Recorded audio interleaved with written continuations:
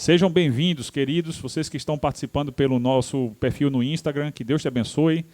Você que está assistindo esse culto em outro momento, através do nosso canal no YouTube, peço que a igreja esteja se inscrevendo, todos vocês se inscrevam nesses canais e ajudem a divulgar, porque nossa intenção não é dar visibilidade para a bandeira da igreja, mas sim para o nosso Senhor, que é apresentado através do trabalho que a gente faz. Louvado seja a vida de Deus pela vida de vocês, que estão acompanhando à distância. Que essa mensagem possa falar ao seu coração. Isaías 39. Queremos falar hoje mais uma vez sobre confiança. Queremos perguntar a você, em quem você tem confiado? Será que realmente você tem confiado na pessoa certa?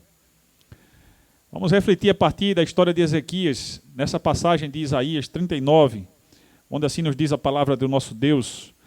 Naquele tempo enviou Merodach-Baladã, filho de Baladã, rei da Babilônia, cartas e um presente a Ezequias, porque tinha ouvido dizer que havia estado doente e que já tinha convalescido. E Ezequias se alegrou com eles e lhes mostrou a casa do seu tesouro, a prata, o ouro, as especiarias, os melhores ungüentos e toda a sua casa de armas e tudo quanto se achava nos seus tesouros. Coisa nenhuma houve, nem em sua casa, nem em todo o seu domínio, que Ezequias não lhes mostrasse. Então o profeta Isaías veio ao rei Ezequias e lhe disse: que foi que aqueles homens disseram, de onde vieram a ti? E disse Ezequias: de uma terra remota vieram a mim, de Babilônia. Então disse Isaías a Ezequias: ouve a palavra do Senhor dos Exércitos. Eis que virão dias em que tudo quanto houver em tua casa e o que entesouraram teus pais até o dia de hoje será levado para a Babilônia. Não ficará coisa alguma, disse o Senhor. E até teus filhos que procederem de ti e tu gerares, tomarão para que sejam eunucos no palácio do rei da Babilônia. O verso 8 diz: então disse Ezequias a Isaías: boa é a palavra do Senhor que disseste. Disse mais, pois haverá paz e verdade em meus dias. Feche seus olhos, vamos orar nesse momento, pedindo a ministração do Espírito Santo. Obrigado, meu Pai, pela tua palavra. Pedimos entendimento, humildemente pedimos, para que possamos aplicar como convém nas nossas próprias vidas, que nós possamos aprender com os possíveis erros de Ezequias nessa passagem. Abre nossa visão, nos dá prudência, nos ensina a te buscar em primeiro lugar, nos ensina a não fazermos alianças que não sejam, Senhor, orientadas pela tua vontade. Nos ensina, Senhor, a nos preocuparmos com aqueles que virão depois de nós e não nos contentarmos simplesmente porque não vamos passar pela calamidade, Deus. Ilumina nossas mentes, em nome de Cristo Jesus. Amém. O texto de hoje é o título da nossa mensagem, como eu falei, é em quem você tem confiado. Essa pergunta ela tem uma razão de ser, e isso se explica a partir dessa visita que o rei Ezequias recebe de uma comitiva de um reino distante, supostamente amigo, que veio lhe fazer uma visita de cortesia. Esse tipo de visita eu dispenso na minha casa, porque ali era como se o próprio inimigo estivesse indo visitar Israel, no caso Judá, com um pretexto. Qual era o pretexto? A gente soube que o rei de vocês ficou doente e nós viemos trazer algumas lembranças, viemos talvez fazer orações, seja como for, queremos saber como está o rei. E o rei, lembra vocês que no domingo passado estivemos falando sobre as promessas que Deus fez a seu povo, de que apesar de que dois reinos se sucederiam como senhores de Israel na história, primeiro a Síria, depois a Babilônia, Isaías já tinha falado isso. Deus iria livrar Judá da invasão da Síria. E depois de algum tempo, esse povo voltaria para casa com alegria, quando voltasse do exílio. Ezequias parece que não deu muita atenção à palavra do profeta. Aliás, esse é um erro clássico na história da humanidade. É não dar ouvidos à palavra de Deus. Desde o primeiro pecado até o último será assim. Lembro que certa vez uma aliança foi feita por Saul sem a orientação do Senhor, e isso custou muito caro a Israel, inclusive militarmente falando. Tome muito cuidado com as alianças que vocês fazem, porque receber bem aquela comitiva da forma como Ezequias recebeu era uma preliminar de uma futura aliança com a Babilônia para ser defendido do invasor assírio. Entendam. O momento é um momento de tensão. Quarta-feira estivemos falando sobre, inclusive, o momento em que a Síria entra no reino de Judá depois de ter invadido o norte. O norte era Israel, nesse momento o reino era dividido. O sul era Judá, onde ficava Jerusalém, e eles invadem o reino do sul e chegam até a capital, Jerusalém, sitiam a capital, prometem que vão invadir, que vão fazer uma miséria com aquele povo. E Deus diz por meio do profeta para Ezequias não temer, porque Deus colocaria um espírito naquele rei e ele voltaria para o mesmo lugar de onde ele veio, e ali ele morreria. E foi exatamente o que aconteceu. O rei da Síria morreu pela mão dos seus próprios filhos. Que coisa triste. Como o pecado gera destruição nas famílias, né? E nas nações. E foi isso que aconteceu. E eu acredito que isso deveria ser motivo suficiente para Ezequias dar mais atenção à palavra de Deus. Mas, na verdade, ele parece que não prestou tanta atenção, porque ele se prepara para uma aliança com um outro reino, que na época era só um fragmento de um grande império que já tinha sido o império antigo, né? O primeiro império babilônico, de onde a gente ouve falar de tanta grandeza que houve no primeiro império babilônico. E agora esse novo império que estava surgindo era ainda um reino pequeno, mas Judá parece que quer fazer aliança com esse reino. E aí, em prol dessa futura aliança, o rei abre as suas portas. Além de ter cuidado com as alianças, a gente tem que ter muito cuidado com as portas das nossas casas, para quem a gente está abrindo. Bem como as portas das nossas vidas, como elas estão sendo usadas. Para que nós estamos fechando as portas e para que nós estamos abrindo. A insegurança, a dúvida, a ansiedade, a desesperança, são sentimentos que no seu conjunto se opõem ao conceito de certeza, que é o equivalente da própria fé. Fé é a certeza. Dúvida, medo, ansiedade é falta de fé. E é por conta dessas ansiedades, dessas dúvidas, dessas fraquezas que alguns reis do povo de Deus foram buscar alianças com o Egito, com Babilônia, em determinado momento com Roma. E isso tudo por quê? Porque não aprendeu, demorou para aprender e talvez ainda não tenha aprendido a confiar em Deus integralmente, a amar esse Deus de todo o coração, de toda a alma, de todo o entendimento, de confiar integralmente nesse Deus, não como quem empina a pipa, o papagaio. Essa metáfora eu vi uma vez, achei muito própria. Fala a respeito de fé. A fé de algumas pessoas é como a fé de Ezequias. É aquela fé de quem empina papagaio. Você solta a pipa para ser levada pelo vento, mas você fica querendo controlar com o fio. Você não solta de verdade a pipa. Você quer ter o controle. E na verdade nós não temos o controle de nada. Por mais ansiosos que nossos corações estejam, a palavra diz que a gente não pode acrescentar um dia na nossa vida. E só quem já esteve perto da morte, como eu estive, sabe exatamente o que significa isso. Quando chega aquele momento em que você está à mercê, quem tem a Jesus tem paz nesse momento. Posso dizer para vocês que tive muita paz, no sentido de que sabia para onde eu ia, é importante demais isso. E a sensação de desprendimento de tudo que existe, quando a vida já está indo embora, e para o louvor de Deus, eu fiz uma oração e Deus atendeu a minha oração. Não sei quantos anos ele me acrescentou. Ao rei Ezequias ele acrescentou 15 anos. Eu espero que ele tenha me dado mais do que isso. E espero também que eu tenha mais sabedoria do que Ezequias.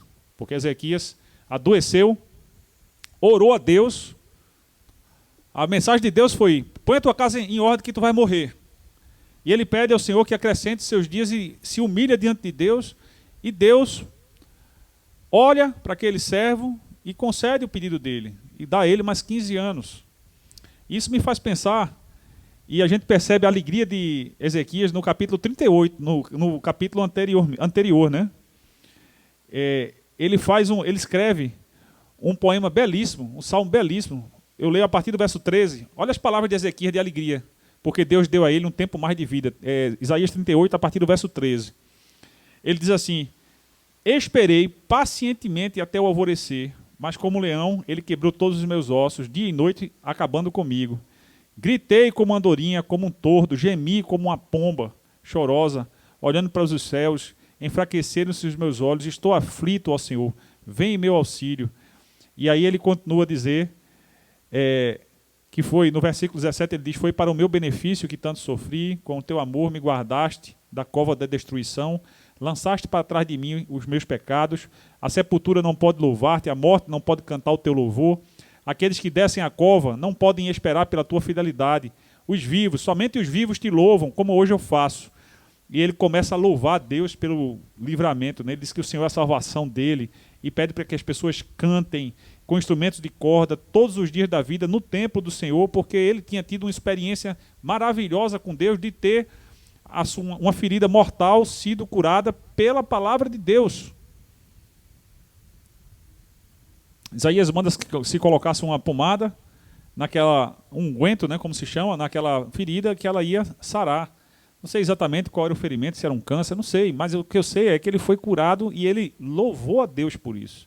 Ele estava cheio do Espírito de Deus, pedindo que todo mundo louvasse a Deus, declarando que naqueles 15 anos que ele teria de vida, ele louvaria a Deus, e querendo que o povo fizesse as mesmas coisas. Mas aí o inimigo, astuto, mais do que todos os animais silvestres, né? A serpente do Éden vai até ele com aquela comitiva, e ele abre as portas da sua casa, mostra o seu arsenal, mostra o ouro, mostra a prata e mostra a sua despensa com as reservas de alimento que ele tinha. Simplesmente fazendo isso, ele deu toda a instrução que o inimigo necessitava para invadir Jerusalém. Essas coisas ainda existem no tempo de hoje, só que hoje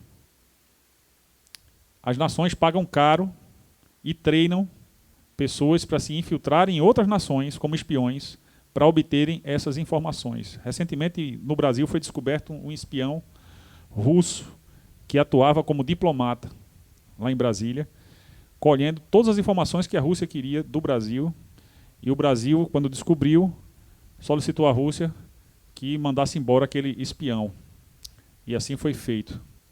Há algum tempo atrás, a Síria, não a Síria, não existe mais a Síria, descobriu um espião israelense e, diferentemente do Brasil, mandou matar.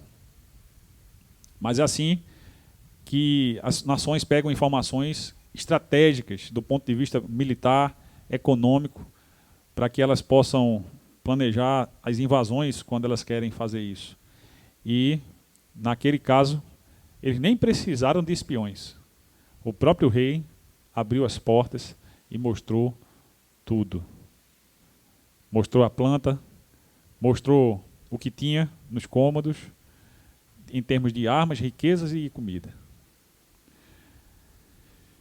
Em outras palavras,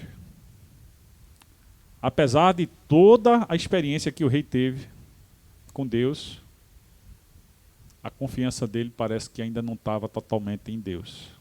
Que ele não precisava ter feito nada disso. Se fosse uma visita de cortesia, ele não ia ser bobo de mostrar tudo isso. Na verdade, sim, ele estava planejando uma aliança militar com a Babilônia e isso ia custar muito caro.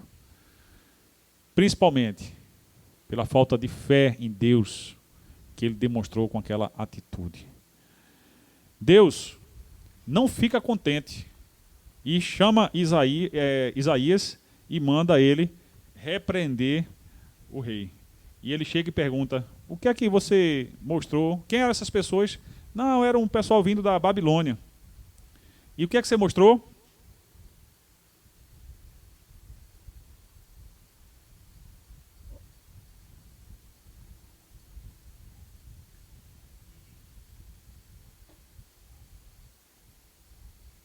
Simplesmente tudo.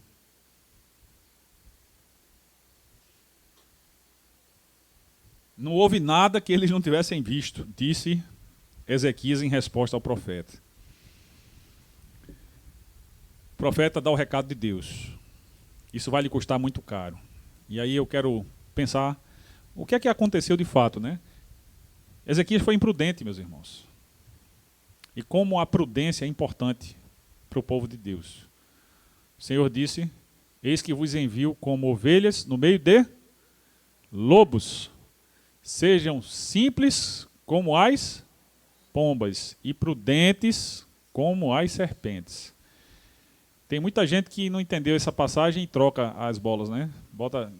Quer o veneno da serpente, quando na verdade Deus falou: sejam prudentes como as serpentes. Prudência é coisa básica na vida de um crente. Isso diz respeito com o nível de aprofundamento que a gente tem na nossa busca pelo Senhor. Isso é prudência. Quando a gente vai tomar decisões estratégicas importantes, decisões financeiras, decisões que vão empenhar nosso tempo, a nossa família, o nosso ministério, o nosso trabalho, decisões que vão impactar nossas vidas e as vidas de outras pessoas que estão sob a nossa responsabilidade.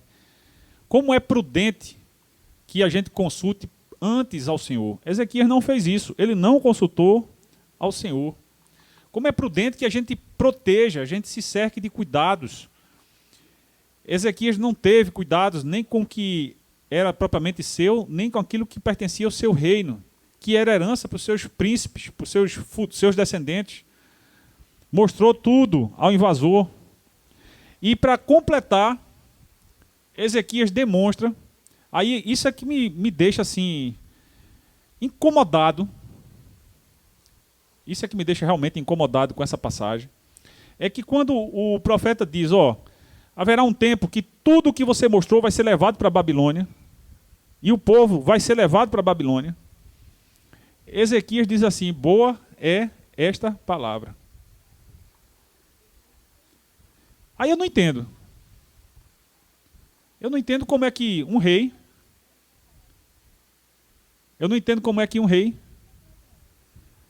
recebe uma notícia dessa. O seu reino vai ser consumido. Seus filhos, príncipes, serão eunucos. É uma função de terceira categoria no reino do rei da Babilônia. E ele diz assim: boa essa palavra. Por quê? Porque não acontecerá nos meus dias. O egoísmo. Olha que eu costumo ser moderado quando eu avalio a história bíblica, né? Porque muitos dos erros que essas pessoas cometeram, a gente também comete, ou pode cometer. Inclusive esse. Mas eu fico realmente impressionado com a falta de sensibilidade e de compromisso com as futuras gerações que Ezequias demonstrou ao dizer: boa é essa palavra. Fico pensando se ele tivesse morrido antes, né, se isso tudo não teria sido evitado. Mas enfim, Deus, na sua infinita misericórdia, atendeu a oração dele, dando a ele mais 15 anos de vida. A questão é como ele aproveitou o tempo que tinha. Porque tem tantas pessoas, como eu, que temem ou já temeram pelo fim dos dias. Não vou nem perguntar quem tem medo da morte aqui, porque pode ser que metade ou mais tenha medo da morte. O cristão, ele não precisa ter medo da morte. João 11:25 diz que aquele que crê em mim, ainda que morra, viverá. Porque já passou da morte para a vida. Então, um cristão, ele já tem assegurado a vitória sobre a morte. E morrer, para nós, significa estar na presença gloriosa de Deus. Não é algo que a gente vai abreviar. Jesus ensinou muito bem isso quando Satanás exortou ele a pular do pináculo do templo. Ele disse: está escrito, não tentarás o Senhor teu Deus. Ele sabia que ele tinha vindo para morrer, mas ele não tinha chegado ainda a hora dele. Então a gente não vai abreviar esse momento, mas a morte para um cristão, ela não é uma desesperança. A morte para um cristão é um inimigo já vencido pelo poder de Deus. Amém? Porque o mesmo Deus que ressuscitou Jesus dos mortos, ele fará a mesma coisa conosco, para a glória dele. Amém? Esse Deus, ele nos ensinou, pouco tempo depois, possivelmente até mesmo inspirado, né, o Jeremias, inspirado na história de Ezequias, talvez, eu não sei, Jeremias 9:23-24, ele escreveu o seguinte: assim diz o Senhor, não se glorie o sábio na sua sabedoria, nem o forte na sua força, nem o rico na sua riqueza. Mas aquele que se gloriar, glorie-se nisto, em compreender-me e conhecer-me, pois eu sou o Senhor, e ajo com lealdade, justiça e retidão sobre a terra. É dessas coisas que eu me agrado, declara o Senhor. As pessoas que às vezes temem partir, elas às vezes estão apegadas demais à razão, estão apegadas demais à sua força, ao seu patrimônio que construíram, ao ponto de não quererem largar, sabendo que daqui para onde a gente vai não vai levar absolutamente nada. Não sei se Ezequias tinha apego demais à sua coroa, mas o fato é que ele orou a Deus e pediu a Deus um tempo a mais, e Deus deu um tempo extra para ele. Para quê? Para que ele conhecesse mais a Deus. Para que ele não se gloriasse no fato de ser rei, não buscasse aliança com pessoas que não são capazes de salvar, com reinos incapazes de salvar, mas que buscasse mais o Senhor, que curou ele de uma doença mortal, que deu vitórias a ele quando a Jerusalém estava sitiada, sem que ele precisasse lutar contra um inimigo poderosíssimo, e ele venceu. E ainda assim, naquele momento chave, ao invés de buscar o Senhor, ele busca a Babilônia, ou a Babilônia o busca, ele aceita, né, os afagos daquele reino. E por isso vem sobre ele o juízo de Deus. Esse juízo de Deus é porque Ezequias buscou uma aliança que não era autorizada por Deus. E eu volto a exortar a igreja: cuidado com as alianças que vocês fazem, porque elas podem custar muito caro ao seu ministério, à sua família, ao seu emprego, à sua vida e à vida das pessoas sob sua responsabilidade. Cuidado. Quantos crentes têm tido o seu testemunho jogado no lixo por conta de alianças feitas com pessoas erradas? A Bíblia diz: as más companhias corrompem os bons costumes. E o ditado diz: quem anda como cego termina dormindo de cabeça para baixo.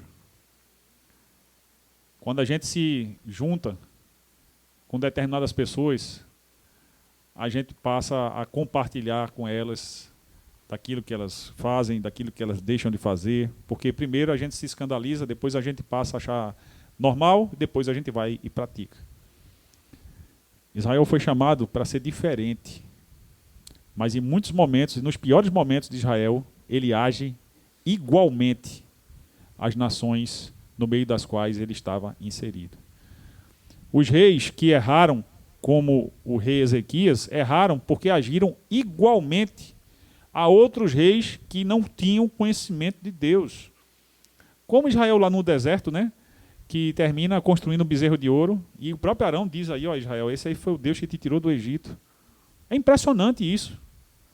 Mas às vezes a gente termina correndo o risco de fazer as mesmas coisas. A Bíblia foi escrita para que a gente não faça. A Bíblia foi escrita para que a gente, em momento algum, vá estar fazendo uma aliança desse tipo. Que a gente deixe de conhecer esse Deus, de a gente aproveitar as oportunidades que Ele nos dá, de a gente se aprofundar no relacionamento filial com Ele. Gente, de sentir. Sandro perguntou aqui no início, você está sentindo Deus perto de você? Deus quer que a gente sinta a presença física dEle. Tem muitas pessoas que estão atormentadas, sentindo opressão espiritual, demoníaca. Deus não quer isso. Deus quer que você tenha paz no seu coração e tranquilidade, e que você sinta a presença física de Deus, como se você pudesse tocar nele. Isso é comunhão, isso é intimidade. Isso não se consegue, meus irmãos, sem priorizar o reino de Deus na vida da gente, sem priorizar o conhecimento de Deus. E como é que se conhece a Deus, pastor? Como é que se conhece a Deus? Você conhece a Deus, pastor? Eu quero dizer para vocês, conheço. Se eu disser que já conheço totalmente, estou mentindo. Porque ninguém conhece a Deus totalmente. O Deus nunca será conhecido totalmente por nós, a não ser na glória dele, porque ele é o Criador, nós somos a criatura. Mas não há limites para se conhecer a Deus. Primeiro, porque ele é infinito. Segundo, porque ele é o Criador e nós somos a criatura. E terceiro, porque ele nos dá a oportunidade de conhecermos mais a esse Deus, na palavra, sendo colocado em prática na minha vida, fazendo escolhas orientadas pelo Espírito de Deus e não pelo meu próprio discernimento. As pessoas costumam errar muito, porque com a sua boa experiência que têm, às vezes, usam a sua experiência ao invés de usar aquilo que Deus nos dá, que é a palavra de Deus e a direção do Espírito de Deus. Paulo escreve aos Romanos dizendo que os filhos de Deus são guiados pelo Espírito de Deus, não pela sua própria consciência, não pelos seus padrões morais do que é certo e errado, não pela sua experiência, mas pelo Espírito de Deus, usando a sua consciência, a sua experiência e os seus padrões morais como ferramentas no conjunto maior de uma obra que quem dirige é Ele. Deus não quer que você despreze sua experiência, sua inteligência, nada disso. Ele quer que você use isso, aliado ao conhecimento dEle, para que você possa ser próspero. Quem faz isso, o texto diz que é como uma árvore plantada junto a ribeiros. Jamais vai ter necessidade de buscar água, nem nos momentos de seca. As suas folhas, como disse o salmista no Salmo 1, são verdes o tempo todo, nunca secam. É uma árvore cheia de vida, é uma árvore que dá fruto. Por quê? Porque ela está conectada à fonte de vida. Jesus disse, eu sou a videira verdadeira e vocês são os galhos. Aquele que permanecer unido a mim, eu nele, dará muito fruto. Mas os frutos que Ezequias deu foram terríveis. E por isso ele atraiu sobre si o juízo de Deus. Olha o que diz Provérbios 9:10. Vamos ler junto comigo o texto de Provérbios 9:10. Agora, o temor do Senhor é o princípio da sabedoria, e o conhecimento do santo, a prudência. Olha que bacana a relação que o texto de Provérbios, que é um livro de sabedoria, faz sobre prudência e conhecimento do Senhor e temor a Deus. Essas três coisas andam juntas, lado a lado. Se eu temo a Deus, eu devo buscar conhecê-lo e eu vou ser uma pessoa mais prudente no meu falar, no meu calar, no meu agir, no meu omitir, no meu sentar, no meu levantar. Em tudo aquilo que eu fizer ou deixar de fazer, a prudência ela vai vir através da minha vida. E as pessoas vão ver Deus agindo por meu intermédio, para que vendo as nossas boas obras, glorifiquem ao nosso Pai que está nos céus. Ele está no céu, mas nós estamos na terra. Ele também está na terra. Espiritualmente falando, ele ocupa todo o universo. Ele é onipresente. Mas ele se manifesta através dos seus filhos. A natureza geme as dores, aguardando ansiosamente a manifestação dos filhos de Deus. Porque toda a natureza caiu juntamente com a humanidade por conta do pecado. E hoje, Deus está redimindo não somente as pessoas, mas a própria criação, através dos seus filhos. E quando as pessoas veem um filho de Deus, uma filha de Deus agindo com prudência, com temor, com conhecimento de Deus, essas pessoas veem a ação de Deus. E elas querem saber mais sobre esse Deus, elas querem conhecer mais esse Deus. Como era no tempo de Salomão, num tempo em que Salomão, cheio do Espírito de Deus, a rainha de Sabá veio de longe para ver com os próprios olhos aquilo que ela tinha ouvido, de que havia um rei sábio em Israel, cheio do Espírito de Deus, como nenhum outro rei na face da terra. A chave do conhecimento de Salomão era a comunhão que ele tinha com Deus, até o momento que ele começa a pisar na bola. E Ezequias, em dado momento, ele vai no mesmo caminho, e ainda vai insensível, né? Ao ponto de dizer, aliviado, que aquela palavra era boa, aquela notícia de tsunami, de calamidade, de terremoto, de vulcão estourando, era boa. Por quê? Porque eu vou morrer antes que a onda me alcance, porque eu vou morrer antes que a lava do vulcão me alcance, porque eu vou morrer antes que a terra trema. E os meus filhos? E os meus netos? E os bisnetos? Será que eu não me importo com eles?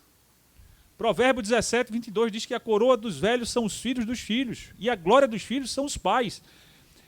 Deuteronômio 6, o Shema de Israel, traz a ordem para ensinar o conhecimento de Deus de geração a geração. O que Deus quer, meus irmãos, é que a gente tenha compromisso com as futuras gerações. Malaquias fala de uma forma muito clara sobre isso, quando repudia o divórcio, o que estava acontecendo com a destruição de famílias, 400 anos antes do nascimento de Jesus. Por quê? Porque Deus queria, desde o princípio, uma descendência piedosa, diz Malaquias. O que é isso?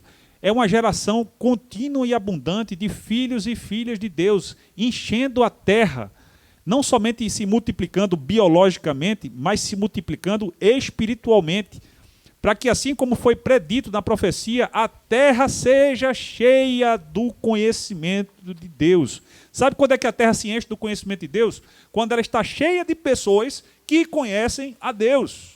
Crescei e multiplicai, amém? Não apenas biologicamente, mas espiritualmente também, e principalmente, coisa que Ezequias não fez. Quais são as conclusões que a gente pode chegar, meus irmãos? A pergunta que eu fiz no início, eu volto a fazer: em quem nós temos posto a nossa confiança? Salmo 46 diz, versículo 10: aquietai-vos e sabei que eu sou Deus, serei exaltado entre os gentios, serei exaltado sobre a terra.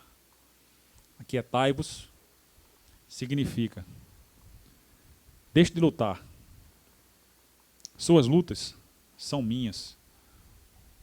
Deponha suas armas, significa: confie em mim. Meus irmãos, Deus está pedindo isso. Confie em mim. Confie em mim. Confie em mim. Para que a gente não se glorie naquilo que a gente tem guardado no banco. Para que a gente não se glorie naquilo que tem registrado no cartório de bens, no Detran. Para que a gente não se glorie dos nossos diplomas. Para que a gente não se glorie da nossa saúde, da nossa força. Por quê? Nossa saúde pode ir embora de uma hora para outra. Nossa riqueza pode ir embora de uma hora para outra. Basta olhar para Judá. De uma hora para outra, o templo foi saqueado, a arca foi roubada, toda ouro, toda prata, e as pessoas as principais foram todas embora. Ficou lá um povo numa terra devastada.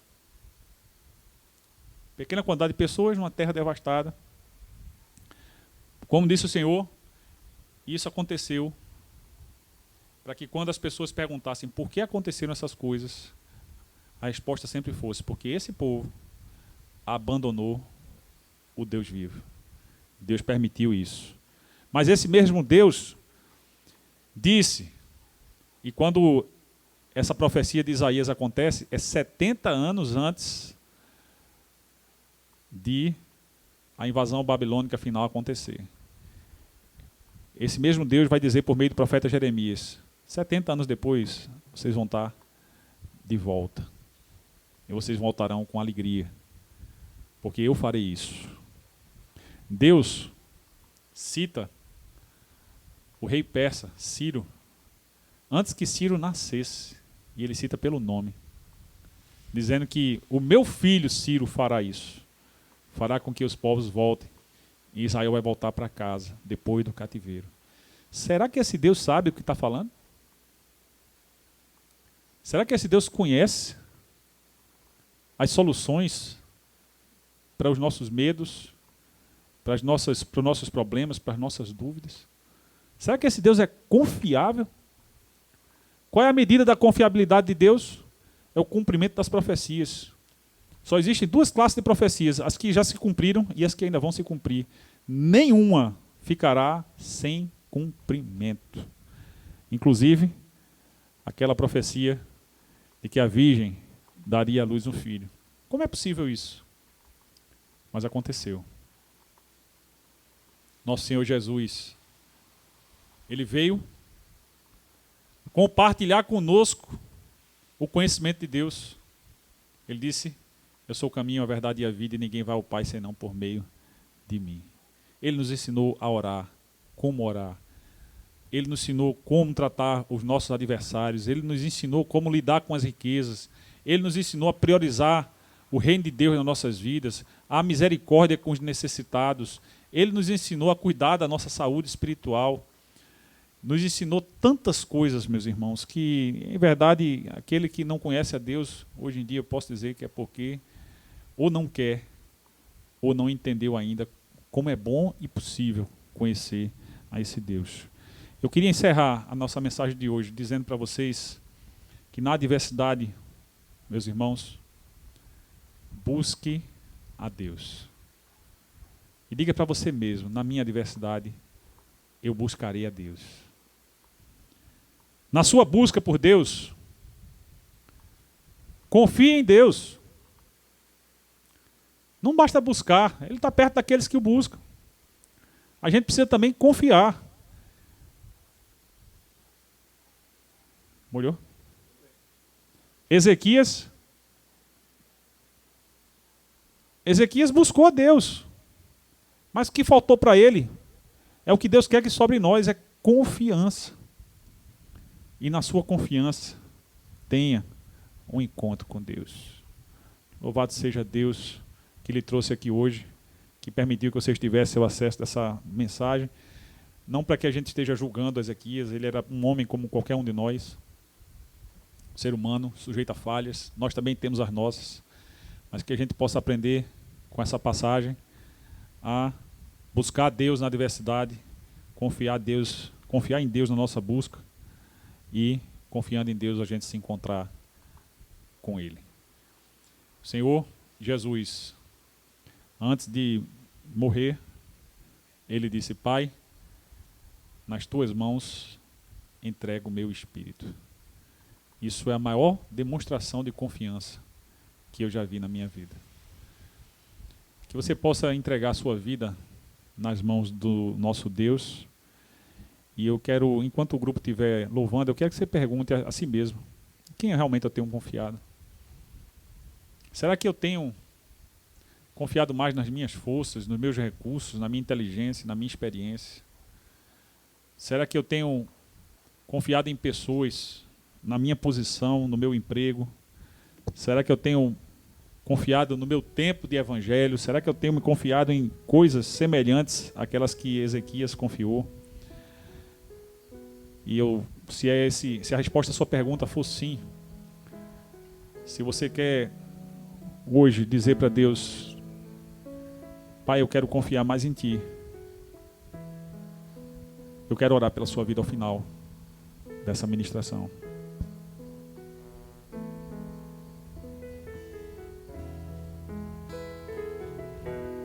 No mundo busquei, mas não preencheu-me. Canções tão vazias, tesouros que um dia se consumaram. Então você veio, me trouxe pra perto.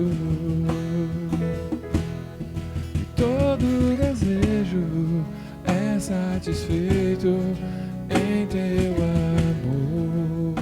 Esse é o momento da sua resposta para Deus. Não há nada melhor. Pode ser que você queira dizer para Ele: Senhor, hoje eu entendo que não há nada melhor do que o Senhor e que confiar no Senhor. E eu não tenho te confiado da forma como eu deveria, não tenho te buscado da forma como eu deveria. Eu reconheço isso e hoje eu quero dizer para o Senhor que quero estar mais perto de Ti, Senhor. Eu vim hoje dizer, em resposta, que eu quero confiar no Senhor. Perdoa a minha dúvida, meu medo, perdoa a minha ansiedade. Eu quero confiar mais em Ti, Senhor. Se essa é a sua resposta para Deus, fique de pé nesse momento. Eu quero orar pela sua vida. É o Deus dos vales, e não há lugar que a tua graça não possa me achar. Não há nada melhor, não há nada melhor, não há nada melhor que o meu Deus. Louvado seja o nosso Deus, porque a sua palavra encontrou guarida em corações que hoje dizem a Deus: Pai, me ensina a confiar mais em Ti. Senhor, eu sou um desses, Pai, que me encontro de pé aqui pedindo isso ao Senhor, reconhecendo que muitas vezes, Deus, não tenho confiado no Senhor do modo como deveria. Reconhecendo, Deus, que preciso Te buscar mais, que preciso Te conhecer mais e que há muito mais de Ti, Senhor, para que eu possa conhecer do que aquilo que efetivamente eu já conheço. Eu Te agradeço pelo que eu já sei de Ti, Senhor, pelas experiências que eu tenho. Elas me trouxeram até aqui e trouxeram meus irmãos até aqui, mas nós queremos mais de Ti. Obrigado pela Tua palavra, Deus, que nos apresenta a vida de Ezequias, um ser humano como nós, não para ser objeto do nosso julgamento, mas para que possamos aprender com ele como precisamos confiar em Ti na adversidade, Deus. Como precisamos, meu Deus, Te buscar, Senhor. Como precisamos nos encontrar contigo, Senhor. Ó Pai, se há alguma pessoa hoje que está entregando a sua vida a Jesus Cristo, porque não entendia ainda essas coisas, Pai, entende, Senhor, que Ele tornou possível conhecer verdadeiramente esse Deus. Recebe essa vida, Senhor, com alegria. Nós também nos regozijamos com isso. E quanto a nós, nos ensina a cada dia, meu Deus, a Te buscar mais, a termos mais prudência e não a olharmos, meu Deus, para os nossos recursos, nossa ansiedade, nossos medos, nossas dúvidas. Ao invés disso, que nós aprendamos a olhar mais para Ti. Em nome de Teu Filho Jesus. Amém. Poder sentar. Louvado seja Deus. Obrigado, banda. Esse é o nosso momento de encerramento do nosso culto. Nós nos despedimos dos nossos irmãos que estiveram ao alcance por meios digitais. Que Deus abençoe vocês, podendo estejam conosco aqui na Alameda dos Coqueiros, na Reserva do Paiva, quilômetro 4.9. Vai ser uma alegria receber vocês. Nós nos despedimos do nosso público no Instagram e mandamos um abraço para você que está inscrito no nosso canal do YouTube. Aproveite para compartilhar essa mensagem e marcar o seu like, né, porque isso nos ajuda a dar visibilidade ao nosso canal.